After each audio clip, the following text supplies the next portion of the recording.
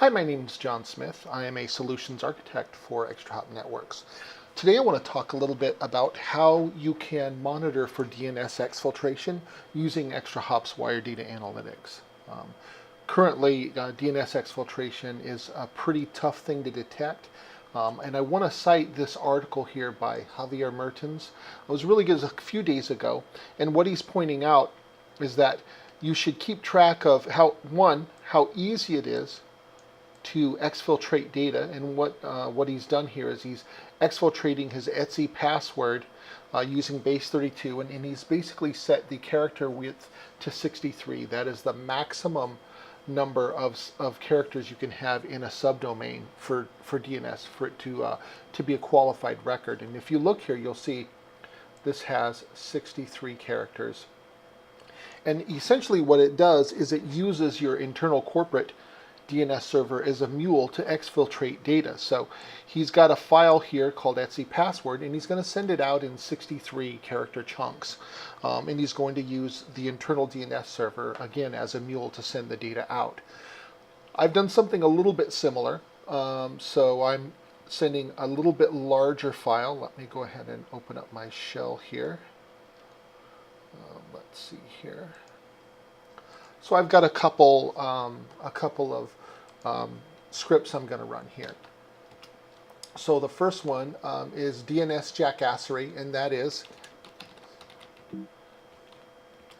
that's similar, except I don't have base 32 installed. I have base 64, but I'm going to send data out in 63 character chunks, and I'm going to use my internal DNS server as a mule. And so that's going to, and I'm basically doing the same thing. I'm using the same DNS suffix that Javier is. That doesn't resolve, so I think we're all right. And that should exfiltrate that file out, theoretically. Now, the reason I want to show you how to do this with WireData is that here, if you look, he's showing you some pretty good stuff here. You'll see your Splunk histograms, right? And he's basically integrating this with a SIM, and he's using logs to collect that data. But if you look here, let's see, where does he do it? Right here. You see he does a TCP dump, and that's really interesting. So what he's doing is he's observing this on the wire. What ExtraHop does is, rather than wait for this to get written to a log, we can actually take action and counterpunch, or we can take action and take countermeasures against this behavior in flight, rather than waiting for it to be written to a log. In a lot of cases, and I'm not down on logs, this is a very good way to deal with this, but a lot of times by the time it's written to the SIM, whether that's Splunk, Logarithm, Sumo Logic, by the time it's written, the file's already been exfiltrated, and it's already done. That doesn't mean it's not valuable. You do want to know if someone is trying to exfiltrate, because they probably won't stop at one file. So, leveraging your SIM is absolutely a good investment. But we can do a little bit better with ExtraHop and WireData in that I believe we can actually stop the exfiltration in flight. So we're also using WireData analytics. We're not using TCP dump, but we're using a mirror of your company's traffic, and we're able to observe that behavior and act on it. So this is kind of what we're doing. Here's your bad actor, and he's going to use DNS tunneling through your corporate DNS server to send whatever IP you have, whatever your intellectual property is. It's going to send that out through the DNS channel. What I'm hoping will happen, this is a live demo, is we will observe this data on the wire. And for this demo, I don't have OpenDNS and info-blocks, but we will send a message to the Slack channel via the RESTful API. Similarly, though, if you had OpenDNS or info-blocks, we could actually send a record to black hole that entire domain, and it basically would not resolve, or it would resolve to 127.0.1. But basically, you can make that domain not exist in flight during the exfiltration process. And so the goal here is, what you'll understand is that, the speed with which we're able to send a message to Slack, we would be able to send a similar API call to one of your intelligent DNS devices.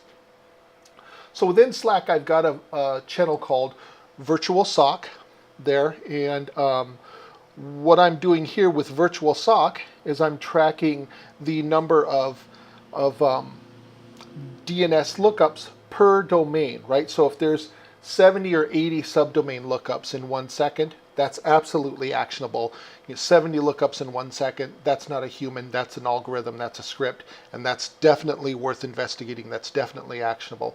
On the DNS surveillance, and you can see I have some data in here already because I've been testing, I'm looking for anything that's long, that's got a long string, like someone's trying to hash something or someone's trying to encode something and then exfiltrate it out of my DNS, out of my local DNS servers.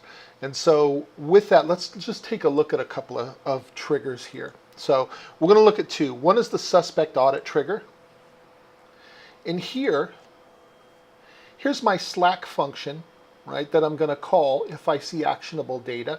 And for this one, I am actually sending the data to the digital surveillance channel, and I've instantiated that here for you programmers. This should be pretty easy to understand.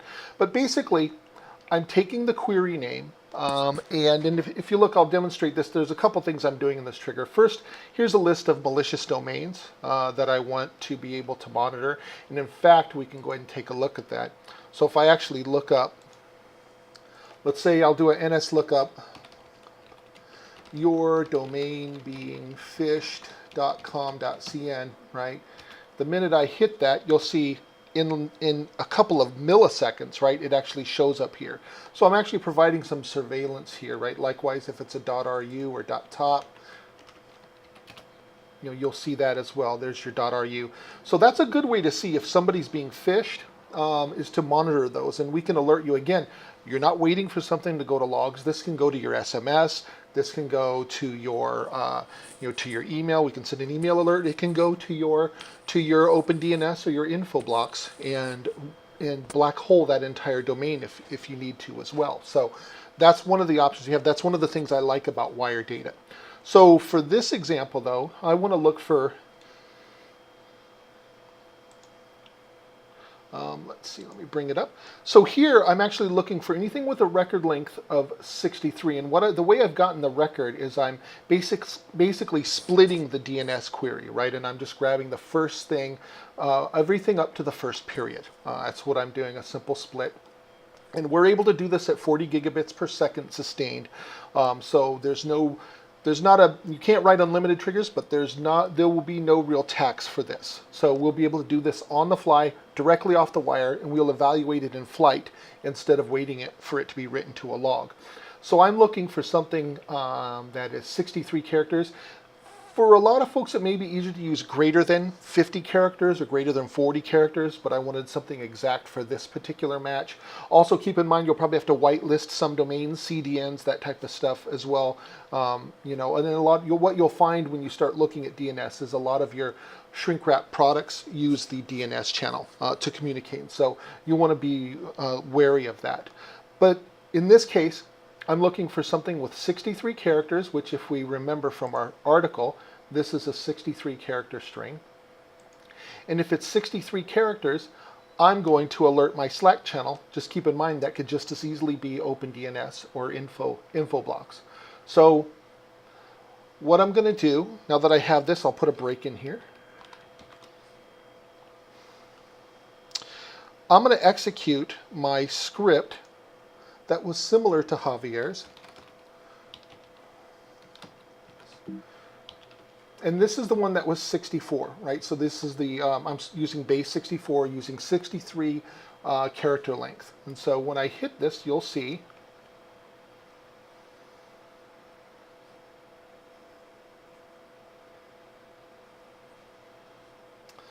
first thing,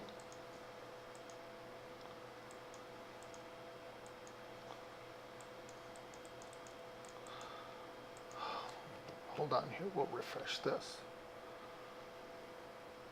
So this may be an issue with my browser. Yep, there we go. Hold on. I'll rerun this. All right, so here I'll put another break in. All right, so let me rerun this. Sorry, my browser froze there. So I'll rerun this again, and you should immediately start to see it. And there you immediately see it, and it's starting to populate. So you'll see both the client looking it up, and then you'll see my actual DNS server forwarding it. Hopefully my my ISP won't get angry with me. And that took about, I believe in the original demo, about 8 seconds. Again, I'll put another break in here. And you'll see it again. And there we go. And it's filling in there. So there may be some, I'm on my wireless network here, and that may not be populating as fast as I'd like it to. But the reaction is basically you're limited by whatever the round trip time is between you and your device. In this case, Slack is out on the internet, so there may be a little bit of round trip time that I'm dealing with here. On your internal, if you had an internal info blocks, or your, whatever the speed was between you and your OpenDNS API, that would essentially be how long it would take to send the file over. So executing that script, what's happened, it's the condition looking for a 63 character length subdomain was true, and so the function was executed, and now I'm able to see the DNS records coming into Slack. As I said earlier, you could just as easily send an API call to your DNS server to black hole that the minute you see it. Likewise, on the virtual SOC channel, you'll look here, you'll see here it's also violating a second rule. So let's go over our other exfiltration trigger. So on the second exfiltration trigger here, again, I've got my function, and this one is sending the data to the virtual SOC channel. But where the intelligence is I'm actually counting the number of lookups per domain. And the reason I'm doing that, and I'm actually counting the client, so I'm appending the client who's doing the lookups, the domain that owns the subdomains, and then the number of lookups that I have. So if this client 192.168.1.97 does 100 lookups for root shell.be, I know that a human can't do 100 lookups in 1 second. So that's a script, and that's definitely actionable. So we're using two events. First one is the DNS request and something called session expire. So we have something called a session table where we will take data that we observe, store it in our session table in memcache, and I'm basically incrementing the values for 1 second. So I'm actually counting, and ExtraHop works in microseconds. So I believe 1 second, it would be like a week, right, for us. There are, I think, 1 million microseconds in a single second. 1 million seconds, I think, is a little over a week. I'm not 100% sure. But basically, it's a matter of shutter speed, and that's one of the limitations of your SIM products. They can only work so fast. Here, we're able to observe this data, and we're able to count the number of lookups in 1 second, and then the session expire, so I'm holding it in my memcache. Then after 1 second, it expires, and I commit that data. And that's where I write the data to Slack, and that's another instance where we could send an API call over to your intelligent DNS device. So again, we're calculating the subdomains that are owned by a single domain and the client that's looking it up. So with that, then, I'm going to run my second trigger, and again, if you could be patient with the round trip time here. So I'm going to come back over here. Let me put a break here. And I'm going to put another, okay, so I've got a break here, I believe. Hold on, nope, let me put a break here. All right, so now I'm going to run a different script. So let's say I'm clever, and I want to avoid being caught by John's script. So I'm going to set my width to 32 characters because I know that maybe the customer, I know that I might trigger some alarms if my character lengths are too long, right? And trust me, these hackers will adjust, right? They if we put a 10-foot wall up, they will build an 11-foot ladder, and so you're going to have to constantly be engaging with them. And so here, if I'm the person I want to exfiltrate this particular file, I'm going to go ahead and do this with a 32 character length, and that should avoid my digital surveillance trigger here, right? My trigger looking for the long lengths. And so I'm going to go ahead and execute this. Let's see here, DNS Jackassery 32. And as you can see here, nothing is happening. I'm not getting any data showing up here. So it looks like they've successfully evaded my first attempt in that they're able to come in here and see that okay, I know they're looking for 63 character widths, so I'm going to do a 32 character width, and that will stay under the radar. However, on my virtual SOC, you can see here, one of the problems he has is that the shorter he makes the subdomain width, the more lookups it's going to take. And so now he's been caught by my subdomain count here. If you look, we have a DNS subdomain count too high. One IP, unless this is a NATed IP with 50,000 users behind it, one IP looking up a single domain 216 times in 1 second. Absolutely not. That's not believable. I'm gonna execute a script to black hole that DNS namespace, and then they'll never be able to phone home to it again. And so that, hopefully what you're getting out of this is that there's two ways that they can try to exfiltrate data. One, by trying to maximize the width to get as much data out as possible. But if they're crafty and they try to evade your detection of long DNS lengths, and they try to do it with shorter ones, then we catch them with the subdomain counts. Again, I want to thank Javier Mertens for the great article, and hopefully you got an understanding of the difference between WireData and using a SIEM.